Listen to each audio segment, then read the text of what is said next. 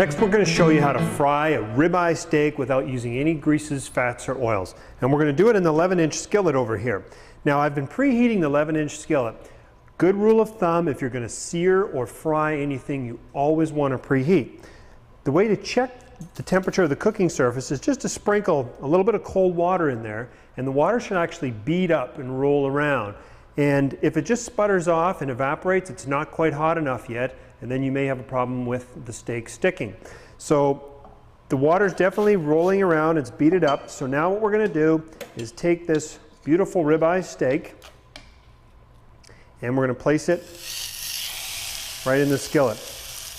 Now when the steak's ready to be turned over, we're going to add some Portobello mushrooms and then we're going to cover it. For now, we're just going to crack the lid. That's going to allow the air to pass through over the steak and it'll get it nice and golden brown on the underside. All right, our steak is ready to be turned over. Look at that, it's just releasing just beautifully. Nice and caramelized on the underside. And instead of just cooking it on its own, I'm going to throw a few Portobello mushrooms in there just to finish it off. And we'll throw a little bit of steak spice. And I'm going to crack the lid.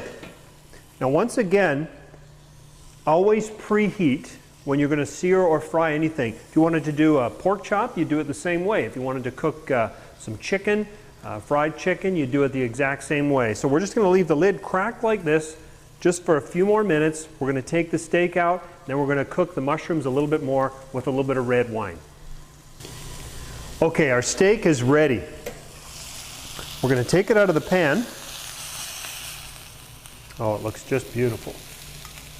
Ready to be served. And we're going to take a little bit of red cooking wine just to deglaze the pan. Toss our mushrooms around in there a little bit.